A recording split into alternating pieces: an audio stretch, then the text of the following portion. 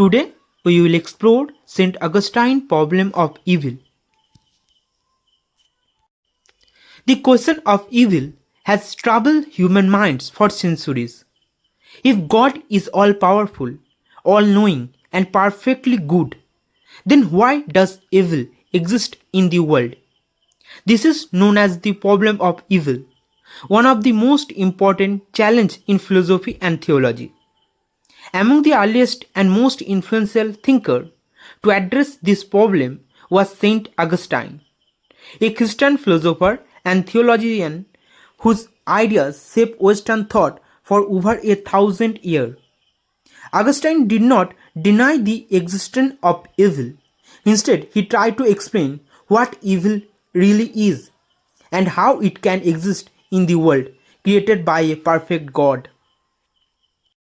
Augustine began with a firm belief: God is perfectly good, all-powerful, and the creator of everything that exists. From this, a problem immediately arises. If God created everything, did God also create evil? Augustine's answer is no.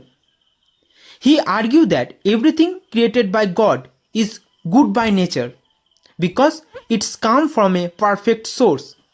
Evil therefore cannot be something created in the same way as the physical object or living being. One of Augustine's most famous ideas is that evil is not a substance, but a privation of good. In simple terms, evil is not something that exists on its own. It is the absence or corruption of goodness. Think of darkness. Darkness is not a thing by itself. It is simply the absence of light. In the same way, evil is the absence of good. For example, blindness is the absence of sight. Disease is the absence of health. Moral wrongdoing is the absence of righteousness. So evil does not need a creator. It arises when something good becomes corrupted or loses its proper nature. But how does this corruption happen? Augustine placed great emphasis on human free will. He argued that God created human with the ability to choose freely. This freedom is itself a good thing because it allows humans to love God and act morally by their own choice. However, freedom also brings risks. Evil entered the world when humans misuse their free will.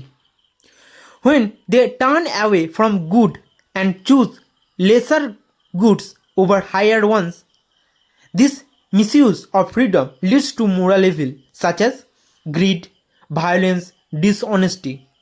According to Augustine, evil is not caused by good but by human choice. Augustine explained the origin of human evil through the story of the fall of man found in the Bible. The first human, Adam and Eve, are created good and lived in harmony with God. However, they disobey God by eating from the forbidden tree. This act was not just disobedience, it was a misuse of free will. As a result, sin entered the world. Human nature became corrupted. Suffering and death began. This event, often called original sin, explains why all humans are born with a tendency towards wrongdoing. So far, Augustine explained moral evil. Moral evil caused by human action. But what about natural evil, like earthquake, disease and disaster?